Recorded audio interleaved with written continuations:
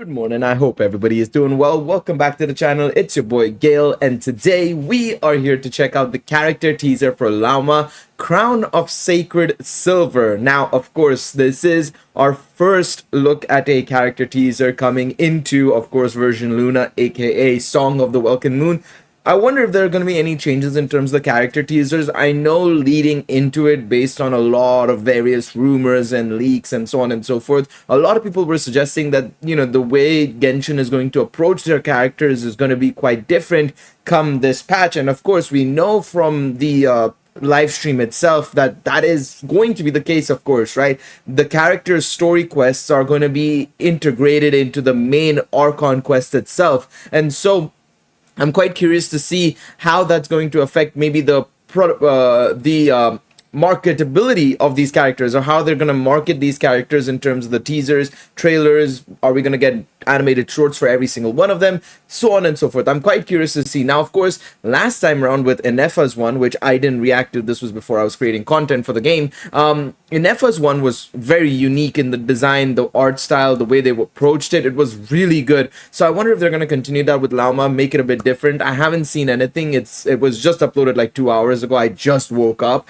Hence why I said good morning at the start of this video. But anyways, let's get into it. Let's check out LAUMA's character teaser. I am very much on two minds on whether I want to go for LAUMA or not. I am leaning towards I want to, but we're gonna have to wait and see after we see this teaser trailer. Let's check it out together. Come night or day, may the moon goddess keep you. All right.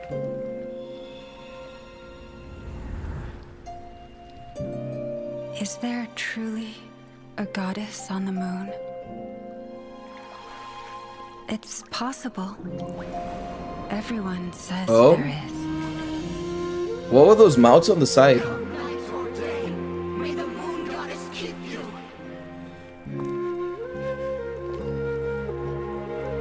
I have been to many places. I love this art style they go for, man. It's so good. It's a miracle.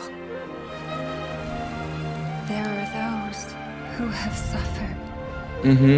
Those who continue to suffer. Is there any way to make it end?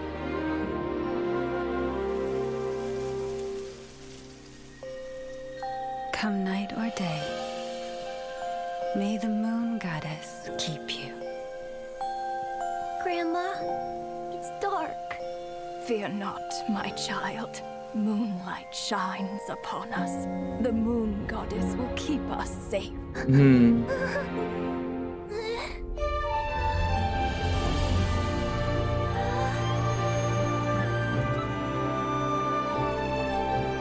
Right. With the moon chanter by our side.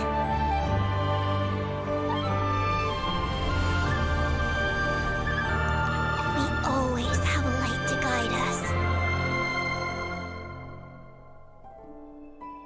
That was very pretty. That was very pretty. Didn't give us too much information, but obviously was, kind of leading with the question of course, the moon goddess, the moon chanter, and very much focusing on, I guess, LAUMA's position as a priestess. Remember, we've not really actually gotten a priestess. Even though we have Yaimiko, I would kind of count her as a very pseudo-priestess at this point in time, considering her behavior and actions. But LAUMA is going to be set up as a proper priestess of the Frost Moon Scions, right? Or Frostbearer Scions, sorry. No, I really liked it. I really did like it. It didn't give too much away. I will say that for sure. It didn't give too much away. It was more focused on the questions of the moon, basically, right? LAUMA's own questions on whether, whether there is a moon or there is a goddess on the moon. Sorry, as she just asked there. I was going to say there's a moon on the goddess. That doesn't make any sense. But it kind of, you could tell there's two things here. One, LAUMA's own questions in regards to, of course, what's happening, whether her faith is real. Is there a goddess on the moon? Is there actually a moon goddess in the first place? So on and so forth. But then you can see her also being in that position to show others that at least, she's there, and she will, as long as she's there, there is something for people to rely on, something for people to pray towards potentially. Maybe not, she's not obviously acting as the goddess herself, but she is channeling that prowess or the end power to show that there is potentially a link to the moon goddess in some way, shape or form, if you get what I'm saying. I'm not framing it properly, but yeah, you can see her questioning, you know, the fact that people are suffering, there's no miracles that have happened, and there's nobody who's protecting them. But then she's the one doing that at the end as a sort of like what's the word here? There's a specific word, like a sort of May the moon goddess. there's a specific word and I can't remember it, but I mean, it's kind of like a scion in a way, because a scion is like an heir of sorts. So I don't want to say the word heir, because it's not really like, oh, the goddess is like, you know, made Lauma her heir or something like that, but something similar, like a representative effectively. And that's what Lauma is taking the position as, you know, especially when you see this child no longer being scared when she sees Lauma's spiritual form, shall we call it, right? So I think that is pretty cool in that sense, and I'm kind of curious to see the direction it goes in, because especially as we get into Nordkrei's story and once we start delving into the moon goddesses, we're going to get into more of a the more DT side of things. Don't get me wrong, we've obviously dealt with DTs in Genshin with the Archons and stuff like that, and especially in the most recent chapters we've dealt with Ronova now as well, right? So we've gone above and beyond. We've superseded the basic DTs we've seen. We've gone up and beyond. But this is the first time I think we're gonna get really into it properly, you know, with, you know, Columbina potentially being the moon goddess, right? The other three moon goddesses from way back when, what is their situation? Are we going to learn more about them? Stuff like that. It's going to be quite interesting to see how it pans out. I liked it. Does it make me want to summon for Lauma? Not just yet, I would say, not just yet. But I do think that just because of her being a Bloom character, I kind of have to go for it purely because of Nilo. But we'll see. We'll see how it pans out. Let me know what your guys' thoughts are, of course, on this teaser trailer. What did you guys think? What are your thoughts? Of course, this was definitely, like I said, it's a very story-driven trailer, I would say, more so than a...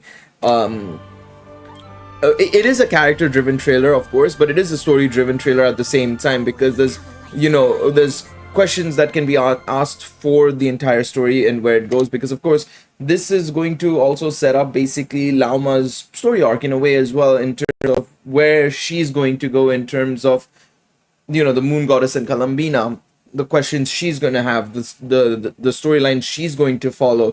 It's going to be quite interesting. I am very fascinated to see the direction we go in. And of course, remember that usually the first set of characters that we meet are usually also the characters that stick with us for the duration of the patch as well, right?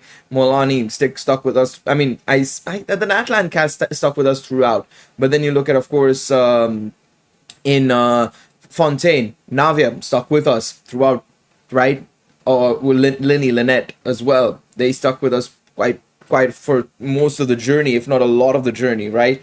Then you obviously had you go back to obviously Sumeru. You had Dea and you know, the likes of Tainari.